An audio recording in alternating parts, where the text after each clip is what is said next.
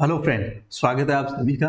देखिए, आज की क्लास बहुत महत्वपूर्ण होने वाली है। फंक्शन टॉपिक जो आपका फलन है उसकी एक क्लास हम पहले ही कर चुके हैं और उसमें हमने डेफिनेशन यानी इंट्रोडक्शन पहले देख लिया कि फंक्शन क्या होता है और फंक्शन की जो नेसेसरी कंडीशन है वो हम डिस्कस कर चुके हैं।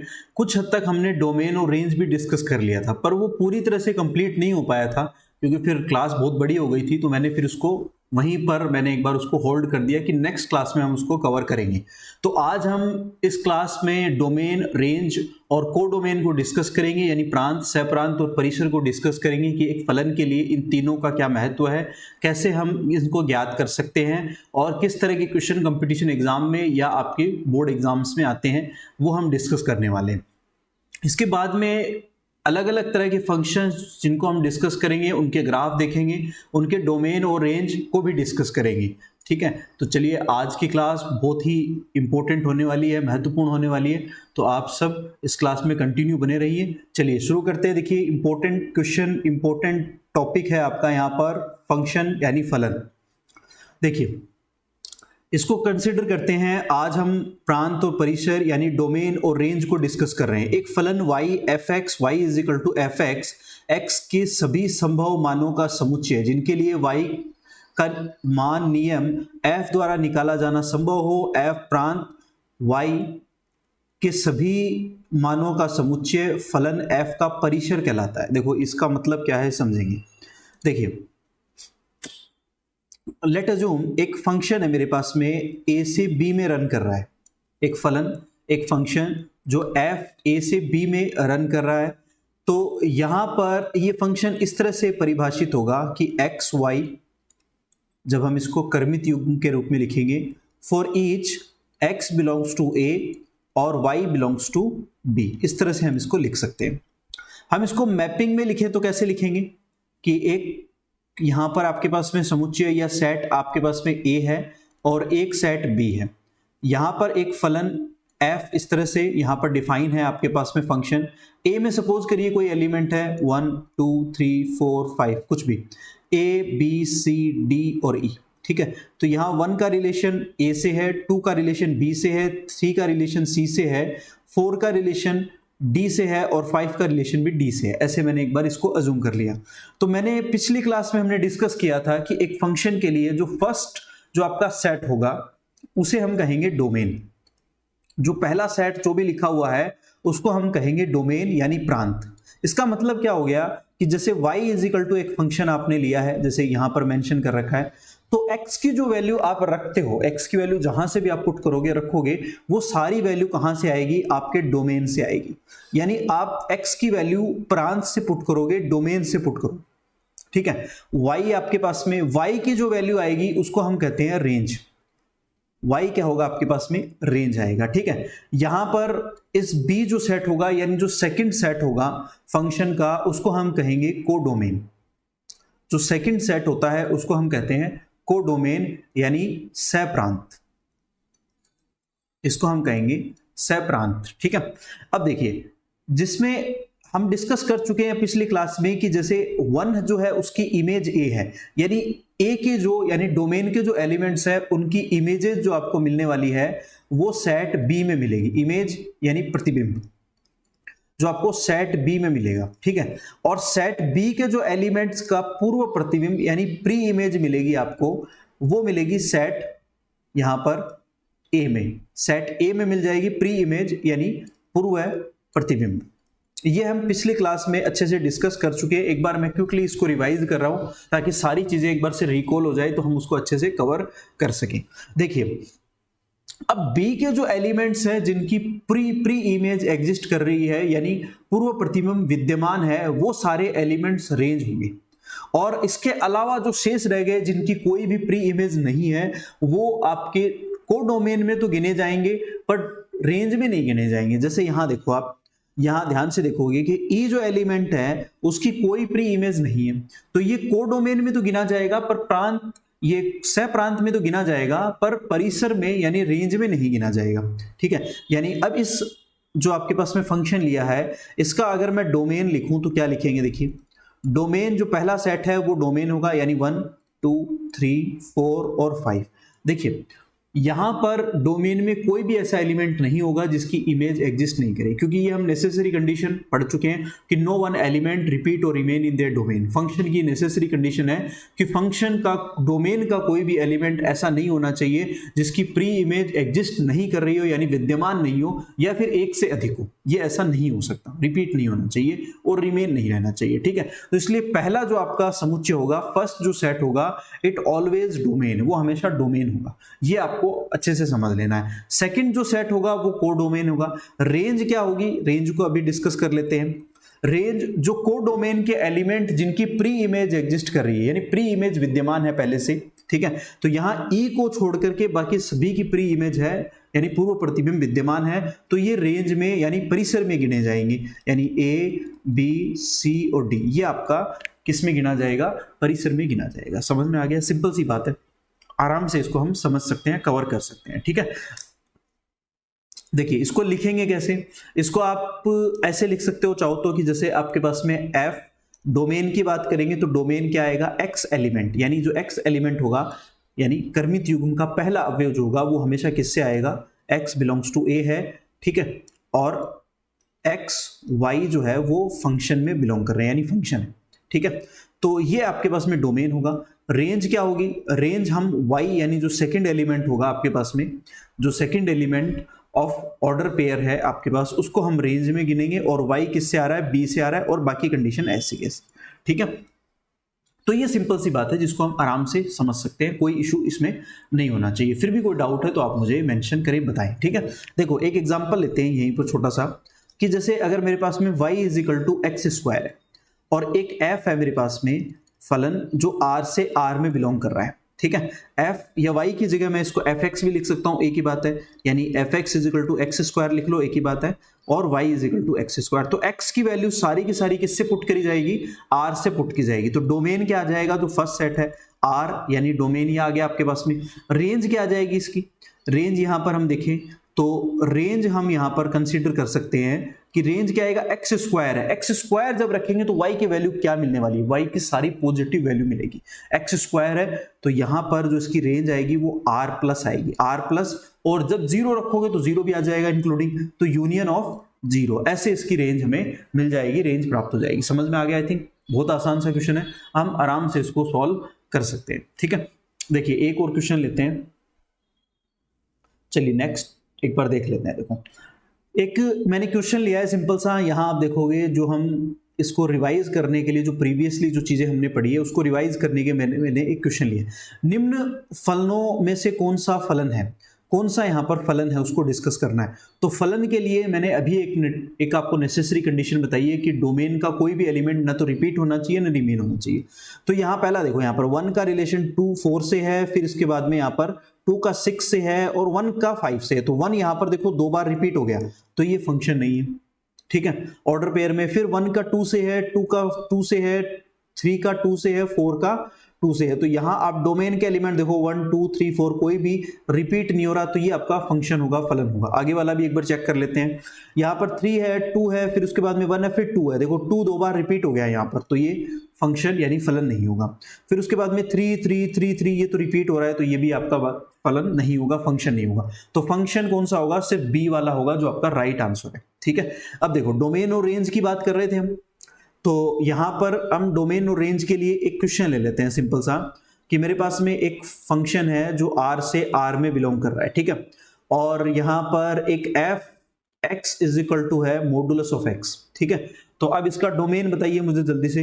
तो डोमेन क्या आ जाएगा, जो आपके पास में r है तो सारे रियल नंबर आ जाएंगे, कोई इशू नहीं है। मॉडुलस में जब रखोगे तो सारी पॉजिटिव वैल्यू मिलेगी, ठीक है। तो यहां पर रेंज क्या आ जाएगी, यानी y की वैल्यू क्या आ जाएगी, ऐसे भी लिख सकते हो उसको, y is equal to modulus of x।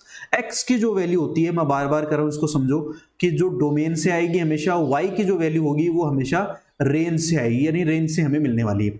तो रेंज यहां पर क्या आ जाएगी आपके पास में, जो हम रेंज डिस्कस करेंगे इसमें जब आप रखोगे तो सारी पॉजिटिव वैल्यू होगी, तो r प्लस आ जाएगा और इंक्लूडिंग 0 आ जाएगा। इसको ऐसे भी लिख सकते हो, चाहो तो आप ऐसे भी लिख सकते हो इसको, और क्या लिख सकते हैं, 0 और इनफाइनाइट, ऐसे भी लिख सकते हो इसको, ऐसे भी इंटरवैल की फॉर्म में भी लिख सकते हो, एक ही बात है, ठीक है। एक और क्वेश्चन देखते हैं, देखो एक और सिंपल सा क्वेश्चन लेते हैं यहाँ पर हम, कि एक फंक्शन है मेरे पास में r से r में बिलोंग कर रहा है, रियल नंबर से रियल नंबर में बिलोंग कर रहा है, और fx इज इक्वल टू आपको दे रखा है यहाँ पर इस तरह से, या इसको z से अज्यूम कर लेते हैं। चलो, एक फंक्शन है जो z टू z में बिलोंग कर रहा है, z का मतलब इंटीजर फंक्शन है, ठीक है, और fx इज इक्वल टू है यहाँ पर अंडर रूट ऑफ r, यहाँ पर under root of 9 minus x square है। तो यहां देखो आपके पास में आपकी बार रेंज क्या आएगी और डोमेन क्या आएगा। तो सबसे पहले डोमेन को डिस्कस करते हैं। डोमेन में बार बार कह रहा हूं आपको कि डोमेन क्या होता है, हमेशा x की वैल्यू होती है, जो x की वैल्यू पुट कर सकते हो। फंक्शन हमेशा रियल वैल्यूड होता है, यहाँ पर इमेजिनरी नहीं हो सकता कभी भी, ठीक है। यानी आयोटा अब रूट में आ रहा है तो आयोटा नहीं बनना चाहिए। तो x की वैल्यू देखो आप क्या क्या पुट कर सकते हो, वो सारी की सारी आपकी डोमेन हो जाएगी। तो देखो इसमें वैल्यू 3 पुट कर सकते हो, नेगेटिव भी पुट कर सकते हो -3, तो -3 पुट कर सकते हैं, -2, -1, 0, 1, 2 और 3, ये सारी वैल्यू आप इसके अंदर पुट कर सकते हो। 3 से बड़ी नहीं कर सकते, क्योंकि 3 से बड़ी आप 4 लोगे, इंटीजर है, इंटीजर में कंप्लीट नंबर आता है तो 4 लोगे तो 9 माइनस 16 आ जाएगा, ठीक है, स्क्वायर। तो 16 क्या होगा आपके पास में, यहाँ पर नेगेटिव वैल्यू आएगी फिर, और रूट में नेगेटिव आने का मतलब होगा आयोटा बन जाएगा, आयोटा मतलब इमेजिनरी नंबर बन जाएगा, ठीक है। और फंक्शन कभी भी इमेजिनरी नहीं हो सकता, it always real valued, okay. Range की बात करेंगे, देखो क्या आएगी रेंज। तो रेंज की बात करेंगे तो यहां पर y की जो वैल्यू, अब ये सारी वैल्यू जो आपने निकाली है ये इसमें पुट करने के बाद में जो रिजल्ट आएगा वो रेंज आएगी। तो रेंज देखो यहां पर क्या आएगी, जब आप 0 रखोगे तो 3 आ जाएगा, कोई इशू नहीं है, पर जब 3 रखोगे तो 9 आएगा, 9 मतलब 0 आ जाएगा, तो 0 आ जाएगा। फिर उसके बाद में यहां पर आप इसको ऐसे लिख लेंगे, चलो इसको इंटरवल में लिख लेंगे, इंटरवल पोर्शन में लिख लेंगे यहां पर कि 0 आ जाएगा आपके पास, और 0 आ जाएगा, और इसके बाद में आपके पास में 0 से लेके और 0 रखोगे तो 3 आ जाएगा, ठीक है। तो इसके बीच के जो वैल्यूज है वो सारी आपके पास में आ जाएगी, तो ये रेंज आ जाएगी, ठीक है। 0 रखोगे तो 3 आ जाएगा, ओके, और इसमें इस 3 रखोगे तो 9 माइनस 9 आ जाएगा 0, ओके। तो ये सारी आपकी रेंज आ जाएगी। अब यहाँ देखो थोड़ा सा ध्यान ये देना कि जैसे आपका जो सेट्स है, जैसे मैंने यहाँ पर दोनों सेट कौन से लिए हैं, इंटीजर नंबर लिए हैं, इंटीजर नंबर। अगर यहां पर ये सेट जो है वो चेंज होंगे, तो सेट अगर चेंज होते हैं तो फिर उसके बाद में डोमेन और रेंज भी चेंज होगी। अगर ये रियल नंबर होते तो क्या होता, अगर मान लो यहां पर मैं लिख रहा हूं एक क्वेश्चन, इसी को मैं चेंज कर देता हूं। अगर मान लो यहां पर इफ f जो है वो r से r में अगर डिफाइन हो रहा होता, परिभाषित हो रहा होता, तब fx is equal to, question वही आपके पास में ये है आपके पास में, तब इसके डोमेन और रेंज क्या होंगे, ठीक है। ये आप मुझे जरूर बताएंगे कमेंट में सॉल्व करके कि इसके डोमेन और रेंज क्या मिलने वाले हैं, अगर आपके पास में यहाँ पर रियल दोनों ही सेट रियल होते, ठीक है। और अगर दोनों ही सेट यहाँ पर नेचुरल नंबर के होते तब डोमेन और रेंज क्या होते, ठीक है। तो ये 2 क्वेश्चन आप करेंगे आप, ठीक है, मुझे कमेंट में जरूर बताएंगे। चलिए नेक्स्ट क्वेश्चन पे चलते हैं। आगे देखो, आगे का टॉपिक है अपना यहाँ पर जो इंपॉर्टेंट है, फलनों का बीजगणित। बीजगणित क्या है, माना 2 फलन है आपके पास में f और g, 2 फलन है जिनके प्रांत यानी आपको डोमेन दे रखे हैं, एक तो है df है और एक है dg है।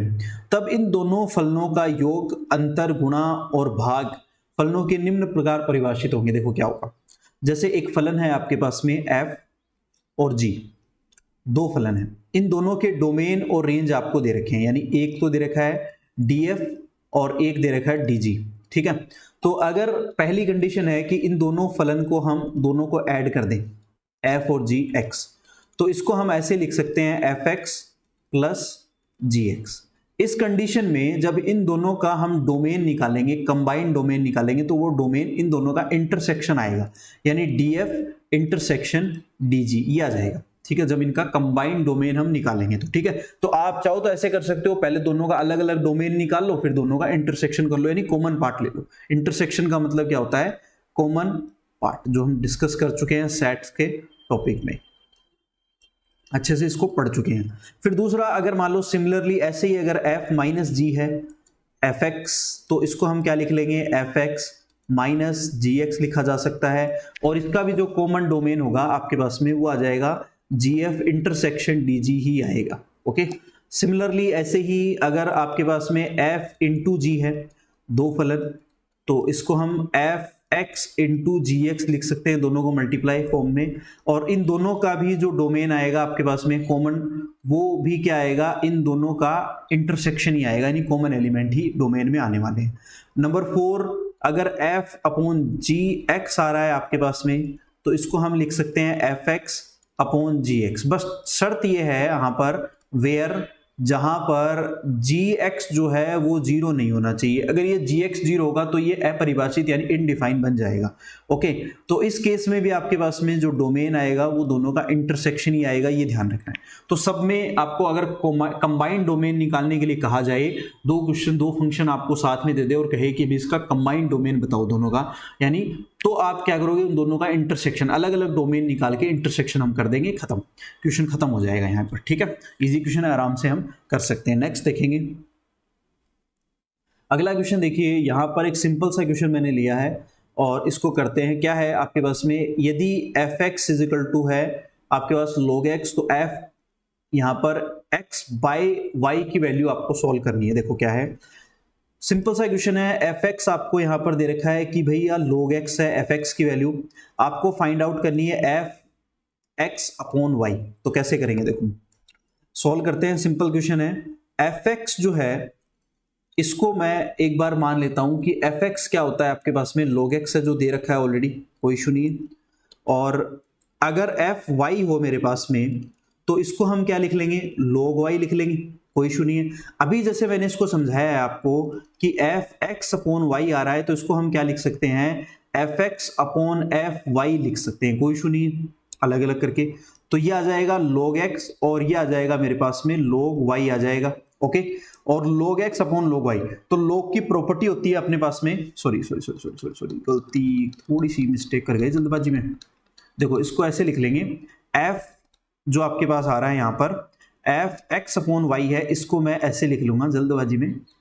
ओके, इसको x upon y, log x upon y लिख लेंगे। ठीक है, तो एक प्रॉपर्टी जो हमने पढ़ी है वो क्या होती है, log m अपॉन n जब होता है तो इसको हम ऐसे लिख सकते हैं, log m minus log n लिख सकते हैं। जब डिवाइड में होता है तो माइनस आ जाएगा, और जब यहाँ पर मल्टीप्लाई में होता है log mn तो इसको हम लिख सकते हैं log m plus log n। Okay, देखिए तो यहां से इसको हम क्या लिख सकते हैं, अब log x माइनस का log y लिख सकते हैं। और log x क्या है, fx है, और log y क्या है, fy है, जो हम यहां पर डिस्कस कर चुके हैं। तो इसका मतलब क्या होगा, यहां पर fx अपॉन y क्या आ जाएगा, log x minus log y आ जाएगा, fx माइनस fy आ जाएगा। ठीक है, तो इसमें आंसर कौन सा आएगा, c आ जाएगा। ठीक है, ये c करेक्ट आंसर होगा। ठीक है, ओके, मिस्टेक पे मिस्टेक हो गई। चलिए नेक्स्ट देखेंगे।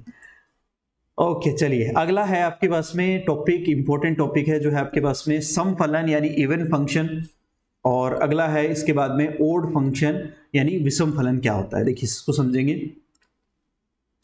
सबसे पहला टॉपिक है आपके पास में इवन फंक्शन। तो इवन फंक्शन क्या होता है, इवन फंक्शन क्या होगा कि अगर कोई फलन है मेरे पास में, इफ एक फंक्शन है y is equal to f x, अगर इसके अंदर मैं y नेगेटिवली पुट कर लूं, जैसे माइनस एक्स पुट करें, और यहां पर रिजल्ट इसका पॉजिटिव आ जाए फॉर ऑल x, सभी x के लिए पॉजिटिव आएगा, तो इसको हम क्या कहेंगे, इवन फंक्शन कहेंगे। जैसे एग्जांपल लेते हैं, एग्जांपल ले सकते हैं y is equal to cos x है, और अब यहां पर कोस अगर माइनस का x लेते हैं तो क्या आ जाएगा, कोस एक्स पॉजिटिव आता है, इवन फंक्शन होता है। हम पढ़ चुके हैं ट्रिग्नोमेट्री में, अगर आपने नहीं पढ़ा है, क्लास नहीं लिए हो, तो आप एक बार उसको जरूर रिव्यू करें, क्लास देखें उसको, तो आपको ये समझ में आ जाएगा। हालांकि इसकी एक एडवांस क्लास और पेंडिंग है, तो वो मैं इसके बाद करवा दूंगा। ओके, तो कोस एक्स आ जाएगा यहाँ पर, कोई इशू नहीं है, सिमिलरली आराम से हम कर सकते हैं। तो ये क्या हो गया आपके पास में, इवन फंक्शन होगा।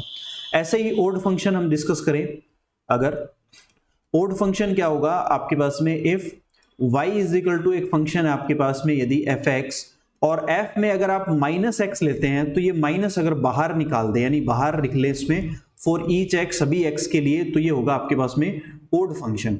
जैसे यहां पर y इज इक्वल टू, मैं एक एग्जांपल लेता हूं साइन x का, तो y इज इक्वल टू जब आप इसको ऐसे लिखोगे, साइन माइनस एक्स अगर लेते हो तो माइनस बाहर आ जाएगा और ये माइनस साइन एक्स हो जाएगा। ठीक है, तो ये इवन और ओड फंक्शन सिंपली हम इसको सॉल्व कर सकते हैं, कोई इशू नहीं है। ठीक है, ओके, स्क्रीनशॉट ले लो, कोई डाउट है तो बताओ। ओके, इजी है। नेक्स्ट क्वेश्चन पे नेक्स्ट चलते हैं। देखो इस पे क्वेश्चन, अगला टॉपिक है अपना, क्वेश्चन भी करेंगे, पर कुछ टॉपिक्स देखो ये छोटे छोटे टॉपिक है, ज्यादा बड़े नहीं होते, इजी टॉपिक्स हैं। तो मैं एक बार इनको ये सोच रहा हूँ कि इनको पहले एक बार कवर कर लें जो भी है, फिर उसके बाद में एक साथ ही क्वेश्चन ले लेंगे। देखो ये लास्ट टॉपिक है, फिर क्वेश्चन पे आते हैं। देखिए अब है अपना आपके पास में नेक्स्ट टॉपिक है फलन का मान, वैल्यू ऑफ फंक्शन। जैसे y इज इक्वल टू, मान लो एक फंक्शन है आपके पास में f(x), यहाँ x का जब आप कोई भी मान रखते हो तो उसको हम कहते हैं वैल्यू ऑफ फंक्शन। जैसे x की जगह आपने 0 रख दिया तो y इज इक्वल टू क्या आ जाएगा, f0 आ जाएगा। तो इससे जो मान प्राप्त होगा उसको हम कहेंगे वैल्यू ऑफ फंक्शन। जैसे x इज इक्वल टू आपने 1 रख दिया तो y is equal to f1 हम रख देंगे यहाँ पर, यानी x की जगह जो मान हमें दिया गया है वो हम रखते जाएंगे। उससे जो हमें फलन का मान यानी फंक्शन का जो मान प्राप्त होता रहेगा, वैल्यू जो मिलती रहेगी, उसे हम कहेंगे value of function, value of function. Okay, तो आई थिंक इजी है, कोई इशू नहीं है, आराम से हम इसको देख सकते हैं। देखिए आगे चलते हैं, कुछ क्वेश्चंस देखते हैं। जैसे ये एक वैल्यू ऑफ फंक्शन का अच्छा एग्जांपल है, इसको समझते हैं। यहाँ आप देखोगे कि एक f(x) आपको दे रखा है और f(2x) आपको फाइंड आउट करना है। तो देखिए कैसे करेंगे, पहले हम अंदर वाली जो टर्म है उसको सॉल्व करेंगे, जो ब्रैकेट के अंदर है, ठीक है, जो ब्रैकेट के अंदर एग्जिस्ट कर रही है उसको सॉल्व करेंगे, यानी f cos 2x को हम पहले cos 2 थीटा को सॉल्व करेंगे। तो इसमें रख देते हैं मान, जहां भी x है उसकी जगह आप क्या रख दो, यहाँ पर cos 2 थीटा रख दो, इसको कंपेयर करके। तो 1 माइनस cos 2 थीटा आ जाएगा और अपॉन में यहाँ पर आपके पास में 1 प्लस cos 2 थीटा। अब देखो cos 2 थीटा का जो फॉर्मूला होता है हम पढ़ चुके हैं पहले, 3 फॉर्मूले होते हैं cos 2 थीटा के, ठीक है। एक होता है आपके पास में cos 2 theta is equal to 2 cos square theta minus 1, एक होता है अपने पास में 1 माइनस 2 साइन स्क्वायर थीटा। तो इन दोनों से हम वैल्यू ऐसी रखेंगे जिससे 1 कैंसिल आउट हो जाए। तो इसको सॉल्व कर लें हम आराम से, देखो तो 1 माइनस यहाँ पर ये वाली टर्म रख देते हैं 1 और ये प्लस 2 आ जाएगा और ये साइन स्क्वायर थीटा हो गया। अपॉन में आपके पास में क्या आ गया 1 प्लस, इसकी जगह रख देते हैं 2 cos स्क्वायर थीटा माइनस 1। तो ये minus 1 plus 1 minus 1 plus 1 cancel out हो जाएगा और ये 2 भी कैंसिल आउट हो जाएगा। तो ये रह जाएगा आपके पास में sine square theta upon cos square theta, और sine square theta by cos square theta क्या बन जाएगा, टेन स्क्वायर थीटा। तो ये तो आ गया आपके पास में f cos 2 थीटा। अब एक बार और है आपके पास में बाहर फंक्शन है, तो इसको एक बार और सोल्व करते हैं, यानी f cos 2 थीटा। तो ये हम पहले ही सोल्व कर चुके हैं, तो इसको मैं ऐसे लिखता हूं f, इसकी वैल्यू हम पहले ही निकाल चुके हैं, यहाँ पर टेन स्क्वायर थीटा है तो इसकी जगह मैं क्या लिख देता हूं, पूरे की जगह टेन स्क्वायर थीटा। अब वापस इसमें अगेन इसके अंदर पुट करो तो क्या आएगा 1 माइनस ये आ जाएगा टेन स्क्वायर थीटा और अपॉन में आ जाएगा 1 प्लस टेन स्क्वायर थीटा। और 1 minus ten square theta 1 plus ten square theta किसका फॉर्मूला होता है, जो ट्रिग्नोमेट्री में हम पहले ही पढ़ चुके हैं, क्या होता है ये cos 2 थीटा का फॉर्मूला होता है, ठीक है। तो यहाँ पर cos 2 थीटा आपके पास में कौन सा है, यहाँ पर ऑप्शन बी है, तो बी आपका राइट आंसर आ गया। ओके, तो इस तरह से हम इसको सॉल्व कर सकते हैं, वैल्यू ऑफ फंक्शन यानी वैल्यू फाइंड आउट कर सकते हैं, ठीक है। x की जगह जो मान दिया गया है वो हमें रख देना है, बस ऐसा कैसा, फिर उसके बाद उसको सॉल्व कर लेना है, तो आराम से हम इसको कर पाएंगे। चलिए नेक्स्ट देखते हैं, अगली क्लास में नेक्स्ट पेज पर चलते हैं और क्वेश्चन देखते हैं। देखिए अगला क्वेश्चन है बिल्कुल इसी तरह से, आप यहाँ पर देख पा रहे हो स्क्रीन पर कि f यहाँ पर एक फंक्शन है, किन निम्न बिंदुओं पर x upon 1 upon x is equal to 5 है और fx आपको इसका मान आपको ज्ञात करना है। तो यहाँ देखो थोड़ा सा मैं इसको यहाँ आपको स्मार्टली थोड़ा सा देखना पड़ेगा कि fx यहाँ आपको जो दे रखा है उसका मान जो हमें ज्ञात करना है वो है x स्क्वायर और प्लस 1 अपॉन x स्क्वायर है।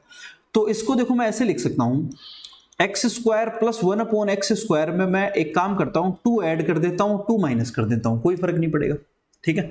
तो ये देखो मेरे पास में एक कंप्लीटिंग स्क्वायर बन जाएगी, यानी एक कंप्लीट स्क्वायर परफेक्ट स्क्वायर बन जाएगा। तो ये क्या बनेगा x प्लस 1 अपॉन एक्स का होल स्क्वायर बन जाएगा, ओके, और माइनस 2। जब आप x प्लस 1 अपॉन एक्स का होल स्क्वायर ओपन करोगे तो क्या आएगा, a square plus b square plus 2ab आएगा। तो 2ab में ये x जो है 1 अपॉन एक्स से कैंसिल आउट हो जाएगा, ठीक है। और इसका मान जो है वो हमें पहले से ही यहाँ पर दे रखा है, 5 दे रखा है, तो इसमें रख दो, ये 5 का स्क्वायर आ गया माइनस 2 आ गया, तो ये आ गया 25 माइनस 2 इज इक्वल टू 23, ये आ गया आपका आंसर। तो चेक करो ऑप्शन में सी आपका राइट आंसर आ गया।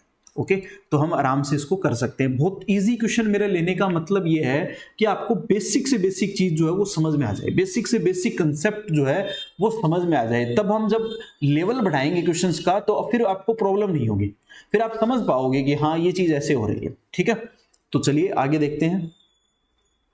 अगला है आपके पास में क्वेश्चन है यहाँ पर, निम्न में से कौन सा निम्न में से कौन सा नियम, नियम का मतलब फलन की बात कर रहा है, यहाँ पर फंक्शन की बात कर रहा है, आर से आर में फलन नहीं है, यानी एक फंक्शन की बात कर रहा है ये एफ जो है वो आर से आर में फलन नहीं यानी फंक्शन नहीं है। देखो रियल नंबर के सेट है दोनों, यहां पर हम वन बाय वन चेक करेंगे। देखो पहले यहां पर इससे करते हैं, चलो लास्ट से करते हैं, डी वाले को करते हैं। तो यहाँ एक्स क्यूब है, एक्स क्यूब में ये रियल नंबर पुट करोगे तो हमें रिजल्ट भी रियल नंबर मिलेगा, कोई इशू नहीं है। तो ये फंक्शन है आपका।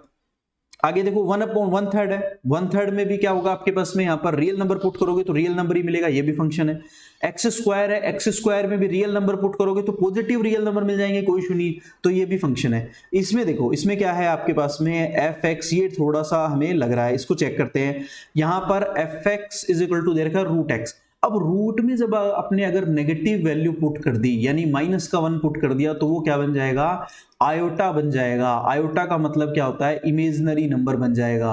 और इमेजनरी नंबर जो है वो रियल यानी फंक्शन नहीं हो सकता, फंक्शन सारे रियल वैल्यूड होते हैं। तो ये आपका इसमें राइट आंसर होगा कि ये फंक्शन नहीं है, तो आंसर आ जाएगा ए।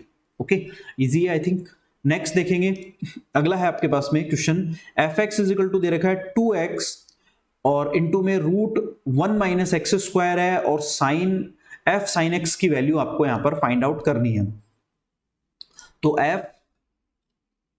यहां पर f sin x की वैल्यू हमें फाइंड आउट करनी है। तो बस यहां पर ये x, इस पूरे को x कंसीडर करेंगे और जहां जहां x दिख रहा है वहां वहां ये पूरा sin x पुट कर देंगे। तो क्या आएगा, 2 sin x आ जाएगा और अंडर रूट में आ जाएगा 1 - sin स्क्वायर x आ जाएगा। ठीक है, जहां जहां भी x दिख रहा है ये पूरा x है, इसको हम x ही मान के चलेंगे और पूरा वहां पर पुट कर देंगे। ठीक है, तो ये 2 sin x ऐसा कैसा, और 1 - sin स्क्वायर x क्या होता है, cos स्क्वायर x। पता है हमें 1 - sin स्क्वायर x क्या होता है, cos स्क्वायर x। तो 2 sin x ऐसा कैसा, cos स्क्वायर x रूट से बाहर लिखोगे तो cos x आ जाएगा। तो 2 sin x cos x क्या बन जाएगा, sin 2x आ जाएगा, जो हम फॉर्मूला ट्रिग्नोमेट्री में पढ़ चुके हैं। तो यह आपके पास में ऑप्शन आ जाएगा ए, जो राइट आंसर है। ओके, चलिए आई थिंक समझ में आ गया होगा, इजी है। नेक्स्ट चलते हैं, देखो आगे। अब की बार आपको दे रखा है यहां पर, यदि f एक फंक्शन जो r से r में है और यहां पर fx is equal to e⁻x दे रखा है, तो सत्य कथन कौन सा है वो चेक करना है। यहां पर आपको एक फंक्शन f जो है वो r से r में यानी रियल नंबर से रियल नंबर में बिलोंग कर रहा है, fx इज इक्वल टू है e⁻x। तो देखो यहां ऑप्शन में आपको fy भी दिख रहा है सब जगह पर, तो मैं क्या करता हूं, इसको fy भी लिख लेता हूं यहां पर, तो e⁻y बन जाएगा, कोई इशू नहीं। तो fx प्लस y, पहले वाले को चेक करते हैं क्या ये सत्य है क्या। तो इसको चेक करें तो इसका मतलब होगा e⁻x प्लस y लिखा जाएगा। और e की प्रॉपर्टी क्या होती है, e⁻x जब घात यहाँ पर बेस इक्वल होता है तो पावर ऐड हो जाती है। हमें पता है कि भाई बेस इक्वल होता है तो पावर ऐड हो जाती है, तो मैं इसको ऐसे लिख सकता हूँ। इसका मतलब ये ऐसे लिखा जाएगा, fx इंटू fy लिख सकते हैं। ओके, तो ये बिल्कुल इसको सही कर रहा है, तो ये करेक्ट आ जाएगा आपके पास में, ऑप्शन ए सही है। आगे वाले को भी चेक कर लेते हैं क्या वो सही है क्या। ये बिल्कुल नहीं आएगा क्योंकि एक्स वाई आ जाएगा, तो ये नहीं आएगा बिल्कुल। x प्लस वाई अलग अलग यहाँ पर तो मल्टीप्लाई में आ रहा है, प्लस में आने का कोई मतलब ही नहीं है, तो ये भी करेक्ट नहीं है। तो ऑप्शन आपके पास में ए ही राइट आंसर होगा। ठीक है, आगे वाले में चलते हैं, बिल्कुल इसी तरह का है। मैंने यहाँ पर बस e⁻x की जगह आपकी बार क्या ले लिया, यहाँ पर 7⁻x ले लिया है। तो fx इज इक्वल टू है यहाँ पर 7⁻x, और हमें यहाँ पर y भी आ रहा है तो इसको मैं क्या लिख लेता हूँ, fy भी लिख लेता हूँ। fy का मतलब क्या हो जाएगा, सिमिलरली लिख लिया मैंने इसको। ठीक है, f 7⁻y मैंने लिख लिया यहाँ पर। तो fx minus y is equal to, इसको क्या लिख सकते हैं, देखो f यहाँ पर इसको f x की जगह पर क्या है, पूरा x माइनस वाई है, तो 7x माइनस वाई ऐसे लिख लेंगे। तो इसको अलग अलग करके लिख लेते हैं कि बेस इक्वल होता है तो पावर ऐड हो जाती है, तो ऐसे, और इंटू -7 ऐसे लिख लेंगे। अब यहाँ पर इनवर्स पावर है तो नीचे ले जाओ, तो 7⁻x अपॉन 7⁻y आ जाएगा। 7⁻x का मतलब क्या है, यहाँ पर देखो fx है तो इसकी जगह fx लिख लो, और 7⁻y का मतलब यहाँ पर fy है तो इसको fy लिख लो। तो यहाँ देखो ऑप्शन कौन सा करेक्ट है, ऑप्शन जो आपके पास में है ये देखो यहाँ पर डी वाला करेक्ट है। ओके, तो ये आंसर आ जाएगा, इजी है, आराम से हम इसको कर सकते हैं। तो देखो ये सारे के सारे जो क्वेश्चंस है वो वैल्यू ऑफ जो फंक्शन है उससे रिलेटेड हमने इसको सॉल्व कर लिए। ओके, आगे चलते हैं, आगे का टॉपिक देखते हैं क्या है। देखिए अब देखिए यहां तक हम जो डोमेन और रेंज है उसको डिस्कस कर चुके हैं। वैल्यू ऑफ फंक्शन, दो टॉपिक हम कवर कर चुके हैं। वैल्यू ऑफ फंक्शन कवर कर लिया, डोमेन और रेंज हमने पढ़ लिया अच्छे से। तो उसमें आई थिंक कोई डाउट नहीं होना चाहिए। फिर भी कोई डाउट है तो आप मुझे जरूर बताएंगे कमेंट में। तो नेक्स्ट क्लास जब होगी अपनी, तो उसमें आपके जो डाउट्स जो है मैं उनको मेंशन कर दूंगा। ओके, चलिए अगला टॉपिक देखो अपना है, बहुत इंपॉर्टेंट है। क्या है? प्रारंभिक फलन और उनसे संबंधित तथ्य। यानी अब हम ग्राफ देखेंगे। देखो वन बाय वन हम, जैसे सबसे पहले हम घात फलन जो होते हैं वो कौन से होते हैं उनको देखेंगे, और अब कुछ फंक्शन ऐसे लेंगे जो हम ग्राफ लेंगे और ग्राफ के साथ में उनके डोमेन और रेंज को भी डिस्कस करते चलेंगे। देखो तो सबसे पहले जैसे घात फलन की बात हो रही है तो मैं एक फंक्शन ले लेता हूं, f x is equal to है मेरे पास में एक्स स्क्वायर। एक्स स्क्वायर जब हम ले रहे हैं यहां पर, तो और मैं ये मान के चलता हूं कि ये रियल नंबर से रियल नंबर में है, ठीक है। तो इसका ग्राफ कैसे बनेगा? देखो इसका ग्राफ जो बनेगा ये इस तरह से पॉजिटिव साइड में ऊपर की तरफ जाएगा और नेगेटिव साइड में भी ऊपर की तरफ, क्योंकि जब हम वैल्यू पुट करेंगे तो दोनों क्या आएगी, यहां पर वैल्यू पॉजिटिव ही आएगी। दोनों वैल्यू जब हम पुट करने वाले हैं यहां पर, चाहे एक्स पॉजिटिव पुट करो नेगेटिव पुट करो, तो यहां पर वैल्यू पॉजिटिव ही मिलेगी। तो डोमेन क्या मिल जाएगा, जो आप एक्स की वैल्यू पुट कर रहे हो वो सारे के सारे रियल नंबर है वो मिल जाएंगे। रेंज क्या मिल जाएगी इसकी? देखो रेंज क्या मिलेगी, जब आप x यहां पर नेगेटिव भी पुट करोगे तो x स्क्वायर होगा तो पॉजिटिव हो जाएगा, ठीक है। तो यानी रियल नंबर सारे पॉजिटिव मिलेंगे इंक्लूडिंग जीरो। जीरो पुट करोगे तो जीरो आएगा, ये ग्राफ में देखो यहाँ पर है। या फिर इसको ऐसे भी लिख सकते हो, और यहाँ पर जीरो इनफाइनाइट ऐसे भी लिख सकते हो उसको, ठीक है। तो इस तरह से हम इसको एक्स स्क्वायर हम इजीली कर सकते हैं, कोई इशू नहीं, ईजी है। एक और ले लेते हैं यहीं पर, अगर मेरे पास में ये आ जाए एक्स क्यूब ले लेते हैं, एक और ले लेते हैं ग्राफ कि वही f जो है वो r से r में है और F x is equal to आपको दे रखा है यहाँ पर एक्स क्यूब है। तो एक्स क्यूब है, पॉजिटिव है आपके पास में, तो यहां देखेंगे कि एक्स क्यूब के लिए हम किस तरह से ले सकते हैं। इजी है वैसे तो कोई इशू नहीं है, बट फिर भी थोड़ा सा समझ के चलेंगे तो ज्यादा बेटर रहेगा। देखो इसका ग्राफ कैसे बनेगा, जब हम x की पॉजिटिव वैल्यू लेंगे तो पॉजिटिव आएगा, ऊपर की तरफ चला जाएगा। बट यहां पर थोड़ा समझना कि जब आप x की नेगेटिव वैल्यू लोगे तो ग्राफ क्या आएगा, नीचे की तरफ आ जाएगा, क्योंकि नेगेटिव आएगा। फिर नेगेटिव लोगे तो नेगेटिव मिल जाएगी। तो यहां देखो डोमेन क्या आ जाएगा, डोमेन जो आएगा वो सारे रियल नंबर आ जाएंगे, यानी पॉजिटिव और नेगेटिव आप जो चाहे मन में आए पुट करो, कोई इशू नहीं है। रेंज भी सारे क्या आ जाएंगे, रियल नंबर आ जाएंगे, क्योंकि सारे पॉजिटिव रख रहे हैं तो पॉजिटिव आ रहा है, नेगेटिव रख रहे हैं तो नेगेटिव आ रहा है। तो इस तरह से इसका ग्राफ बनेगा। ओके, तो इजी है। एक दो और ले लेते हैं ग्राफ तो समझने के लिए, चलिए और आगे देख लेते हैं। देखो अब है अपने पास में चर घातांकीय फलन। चर घातांकीय फलन जैसे e to the power x और a to the power x। चर घातांकीय जो फलन होते हैं वो कौन से होते हैं, a to the power x होता है, और जैसे ये a to the power x mention कर रखा है यहाँ पर, और इसकी जो रेंज होगी वो रियल नंबर, प्रांत जो होगा यानी डोमेन जो होगा वो रियल नंबर है, और परिसर जो है वो पॉजिटिव है। वो क्या क्यों होते हैं वो देखते हैं। देखो जब हम चर घातांक यानी एक्सपोनेंशियल की बात करेंगे तो दो आते हैं, a to the power x आ सकता है या e to the power x आ सकता है। दोनों का ग्राफ इसी तरह का बनेगा जो आपको सामने मेंशन कर रखा है मैंने। यहां पर डोमेन जो आएगा वो सारे के सारे रियल नंबर आ जाएंगे, ठीक है, जब आप यहां पर पुट करोगे। और जो रेंज आएगी आपके पास में, डोमेन सारे रियल नंबर है, रेंज जो आ जाएगी वो r प्लस आ जाएंगे। देखो यहां पर ग्राफ में कहीं भी आपके पास जीरो नहीं आएगा, तो इसको आप ऐसे भी लिख सकते हो, जीरो इनफाइनाइट, यानी ओपन इंटरवल में लिखेंगे जहां जीरो भी इंक्लूडेड नहीं है और इनफाइनाइट तो है ही नहीं ऑब्वियसली। तो यहां पर देखो यहां दो केस बनते हैं। देखो एक केस ये बनता है कि जब आपके पास में a की वैल्यू जो है वो जीरो से बड़ी है और 1 से छोटी है, तब ये ग्राफ जो है वो इस साइड बनेगा, यानी यहां पर जो सेकंड क्वाड्रेंट में ये ग्राफ खुलेगा, ये ध्यान रखना, सेकंड क्वाड्रेंट में ये ग्राफ खुलने वाला है। और अगर x की वैल्यू, a की वैल्यू जो है वो ग्रेटर देन 1 है, 1 से बड़ी है, ठीक है, तब इसका जो यहां पर ग्राफ खुलेगा वो फर्स्ट क्वाड्रेंट में खुलेगा। ये ध्यान रखना है, पॉजिटिव साइड यहां पर खुलने वाला है, ठीक है। e to the power x है तब भी यही केस होगा, कोई इशू नहीं, दोनों में एक जैसा ही है। ओके, इनको ध्यान रखना है भाई, देखो इंपॉर्टेंट होते हैं दोनों ही, तो इनको मेंशन इसीलिए मैंने किया है। आगे चलते हैं। देखो अगला है आपके पास में लॉगरिथम फंक्शन। लॉगरिथम फंक्शन कौन से होते हैं, log x जो आपको पता है e to the power x, अगर आपके पास में ये है y is equal to a to the power x है, तो इसको हम क्या कर सकते हैं, यहाँ पर दोनों तरफ log लेते हैं, टेक log बोथ साइड, तो ये log y बन जाएगा और is equal to x, log की प्रॉपर्टी से बाहर आ जाएगा, log a बन जाएगा। तो x इज इक्वल टू ये आ जाएगा log a upon log y, और यहां से इसका बेस चेंज हो जाएगा, तो ये आ जाएगा log, यहां पर मेरे पास में क्या आ जाएगा, यहां पर x, सॉरी इसको इस साइड लिखो यार, इस साइड चला जाएगा ना, ये इसके नीचे चला जाएगा, तो log y upon log a आ जाएगा, तो इसका बेस चेंज हो जाएगा, तो यहां पर आ जाएगा log ay आ जाएगा। ठीक है, इसी तरह से अगर ये होता, इफ अगर ये y is equal to e to the power x होता, तब भी हम ऐसे ही लिखते हैं इसको, यानी log लोगे बोथ साइड, तो log y is equal to x पहले आ जाएगा और log e हो जाएगा। ठीक है, अगर बेस e है तो ये कैंसिल आउट हो जाता है, हमें पता ही है। ठीक है, तो ये कैंसिल आउट हो जाता है, तो हम इसको simply x is equal to log y ऐसे लिख सकते हैं। यहाँ पर बेस जो है वो e है, ये ध्यान रखना, और यहाँ पर जो बेस है वो a है। ओके, तो इसका ग्राफ कैसे बनेगा, ये ग्राफ ध्यान रखना है आपको। अगर ये a की वैल्यू जो है वो अगर A1 से बड़ी है तो वही फर्स्ट क्वाड्रेंट में ओपन होगा और नीचे से ऊपर की तरफ आएगा ग्राफ। ठीक है, और अगर ये नेगेटिव वैल्यू है यहाँ पर, नहीं सॉरी 1 से बड़ी है, सॉरी 1 से छोटी और 0 से बड़ी है, तो इस केस में जो ये ग्राफ होगा वो आपके पास में फोर्थ क्वाड्रेंट में ओपन होगा। ये ध्यान रखना है, छोटी सी बात है, ग्राफ इनका ध्यान रखना है। इस तरह से आपके पास में ग्राफ बनेगा, इस तरह से बनेगा एक ग्राफ तो, और एक ग्राफ जो है वो इस तरह से नीचे की तरफ ओपन होगा।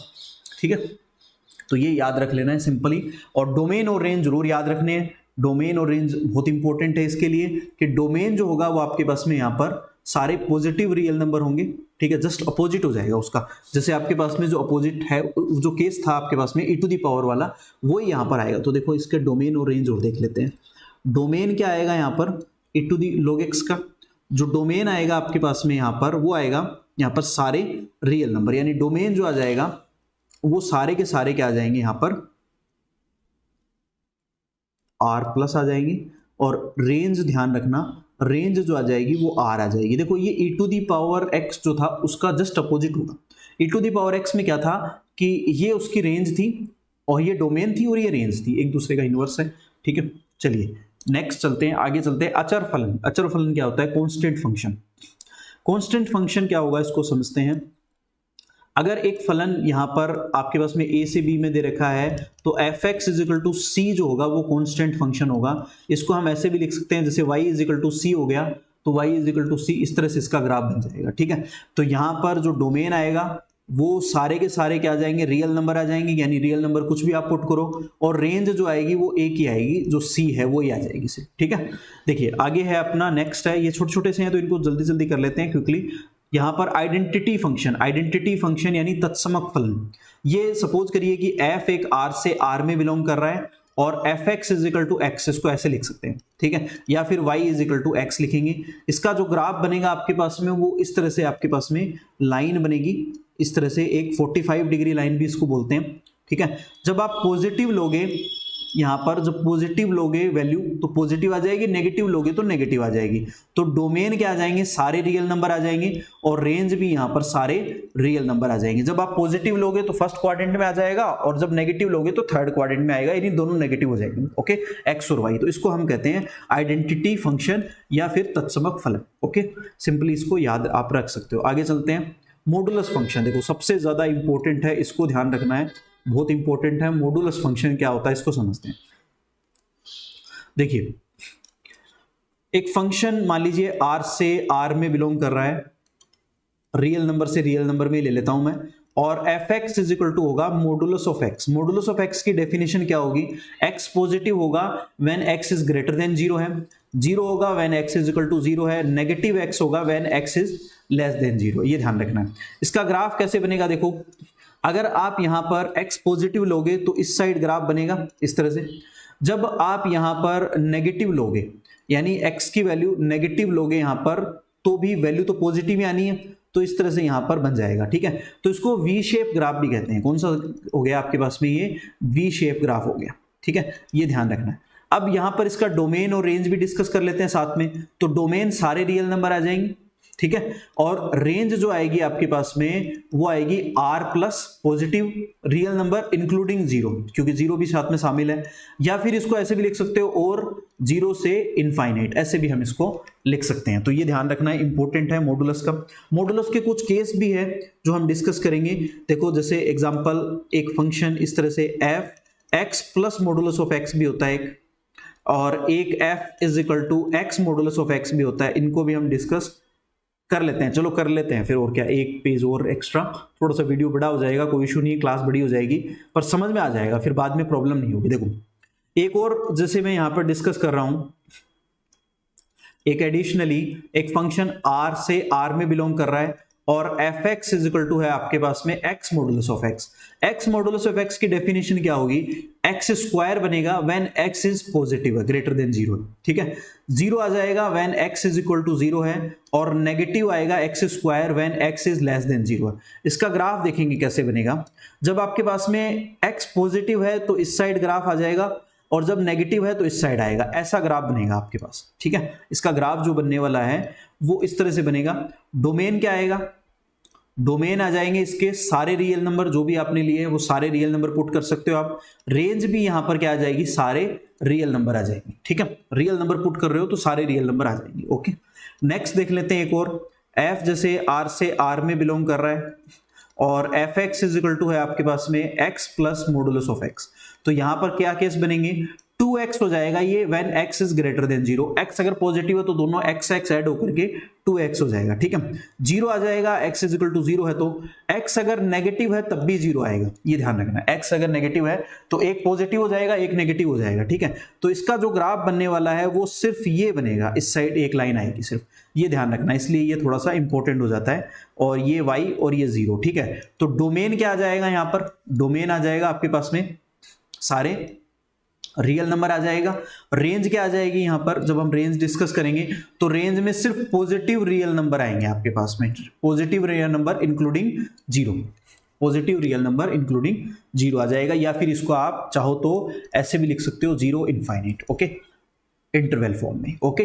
तो ये आपका समझ में आ गया होगा, ये सारे जो है अपने पास में मॉडुलस ऑफ फंक्शन। इसके अलावा भी कुछ और होते हैं जो आपको खुद एक बार करने की कोशिश करना आप, ठीक है। एक और मैं आपको दे रहा हूं जो आप खुद करने की कोशिश करना, x minus modulus of x। ये आप एक बार इसके डोमेन और रेंज बताना और ग्राफ बताना मुझे, ठीक है। चलिए अब अगला जो टॉपिक है उसको डिस्कस कर लेते हैं क्विकली। अगला है अपने पास में सिग्नम फंक्शन, ये भी बहुत इंपॉर्टेंट है। सिग्नम फंक्शन, सिग्नम फंक्शन क्या होता है इसको भी हम डिस्कस करके चलते हैं। देखिए सिग्नम फंक्शन, जैसे मान लीजिए एक फंक्शन है मेरे पास में f जो r से r में बिलोंग कर रहा है, r से r में परिभाषित है, r से r में डिफाइन है। तो fx जो होगा आपके पास में ये होता है modulus of x upon x, ये होता है सिग्नम फंक्शन। इसकी डेफिनेशन क्या होगी आपके पास में, ये वैल्यू 1 आएगी when x is greater than 0। x की वैल्यू ग्रेटर देन 0 है तो 1 आ जाएगी।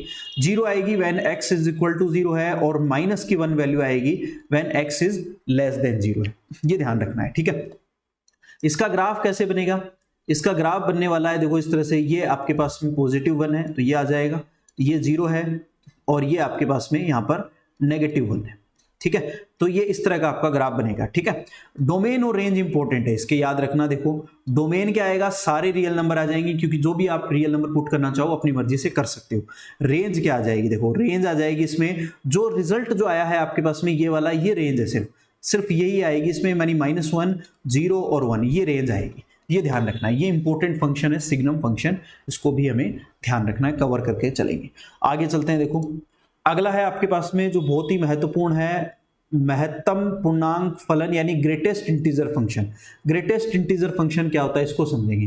जैसे एक फंक्शन है मेरे पास में, सपोज r से r में डिफाइन है, तो f(x) इज इक्वल टू होता है, इस तरह से बड़े ब्रैकेट में लिखेंगे, ठीक है, इस तरह से बड़े ब्रैकेट में x को लिखेंगे। इसकी डेफिनेशन क्या है, देखो इसकी डेफिनेशन होती है कि ग्रेटेस्ट इंटीजर जो फंक्शन है आपके पास में ये लेस देन इक्वल होता है x से, यानी x से छोटा होगा इसकी वैल्यू।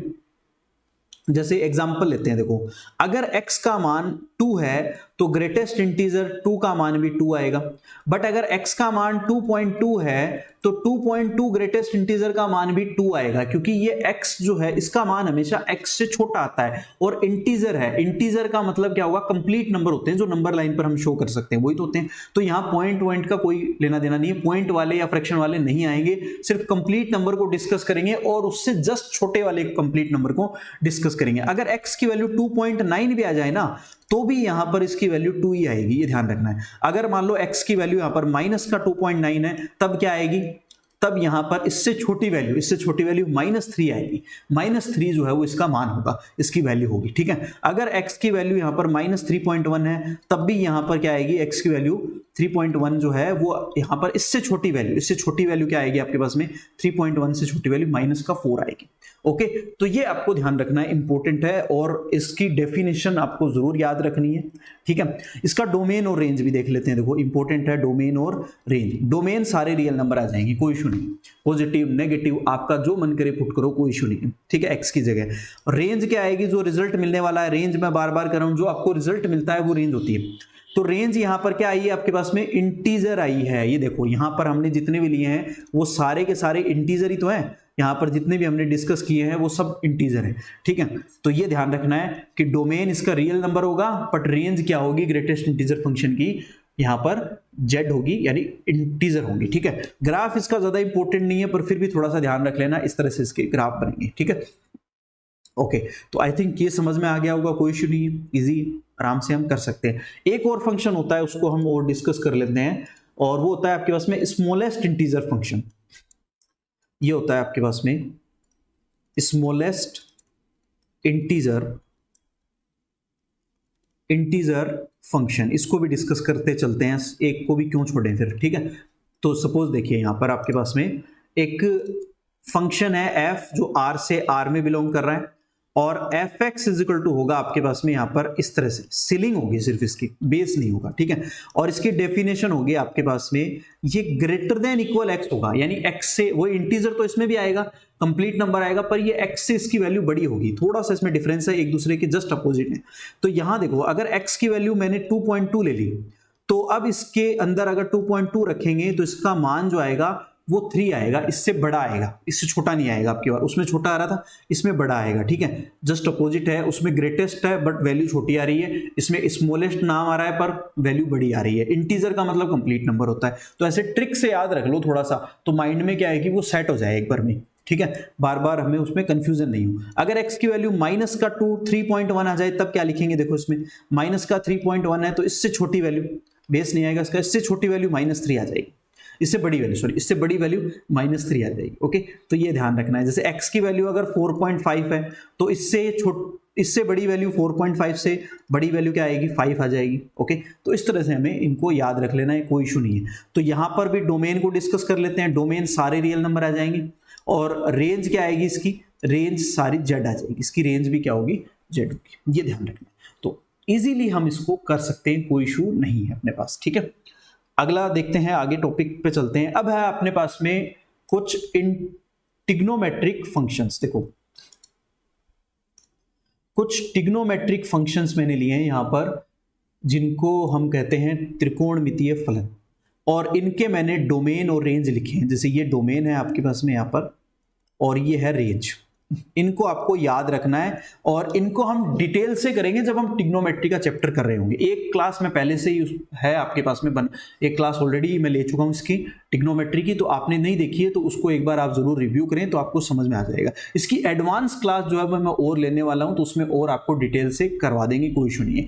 तो अब देखो, इसमें सिर्फ आपको क्या करना है, जो sine X, cos X, tan X, cot, sec और कोसेक, इनके डोमेन और रेंज इस टेबल में मैंने मेंशन करे हुए हैं, तो इनको आपको याद करना है अच्छे से। ठीक है, इनके जो ग्राफ है वो हम नेक्स्ट क्लास में डिस्कस करेंगे, क्योंकि काफी बड़ी क्लास हो गई है फिर। तो नेक्स्ट क्लास में इनके जो ग्राफ डिस्कस करने वाले हैं, और इनकी से रिलेटेड जो क्वेश्चंस है वो डिस्कस करेंगे, बट उनको हम डिस्कस करेंगे ट्रिग्नोमेट्री में, क्योंकि ये टॉपिक ट्रिग्नोमेट्री का, इसलिए हम वहीं डिस्कस इसको एक साथ कर लेंगे। ओके, तो चलिए इस क्लास में यहां तक आपने फंक्शन में क्या क्या पढ़ा है एक बार उसको रिव्यू करते हैं। फंक्शन में हमने डोमेन और रेंज पढ़ लिया, यानी डोमेन, कोडोमेन और रेंज, ये तीनों टॉपिक हम इसमें कवर कर चुके हैं। फिर उसके बाद में वैल्यू ऑफ फंक्शन हमने पढ़ लिया, टॉपिक कवर कर लिया। तीसरा हमने यहां पर various functions and their graph, और उनके जो ग्राफ है उनको हम डिस्कस कर चुके हैं। तो मोस्टली हमने यहाँ पर डोमेन, रेंज, कोडोमेन, उनको हमने डिस्कस कर लिया, उनको हम डिटेल से पढ़ चुके हैं। और सारे जो इंपॉर्टेंट फंक्शंस हैं जिनके ग्राफ और उनके डोमेन और रेंज जो पूछे जाते हैं एग्जाम में, और इनको हेल्प करते हैं दूसरे क्वेश्चन, बड़े क्वेश्चंस को सॉल्व करने के लिए, तो उनको आपको ध्यान रखना है। उनके ग्राफ आपको ध्यान में होने चाहिए, उनके डोमेन और रेंज आपको ध्यान में होने चाहिए, तभी हम जो बड़े क्वेश्चंस हैं, आगे के जो क्वेश्चंस हैं, उनको हम सॉल्व कर पाएंगे। तो आज की क्लास में इतना ही। आप सभी को बहुत बहुत धन्यवाद। अगर आपने पूरी क्लास देखी है तो आपको ज़रूर समझ में आई होगी, ठीक है। और आपको ये काम करना ही है क्विकली, ठीक है। और एक काम आपको ये भी करना है, ठीक है। और एक काम आपको ये भी करना है कि अपने फ्रेंड्स को शेयर करना, ओके, ताकि सबको फायदा हो सके। Love you all, thank you.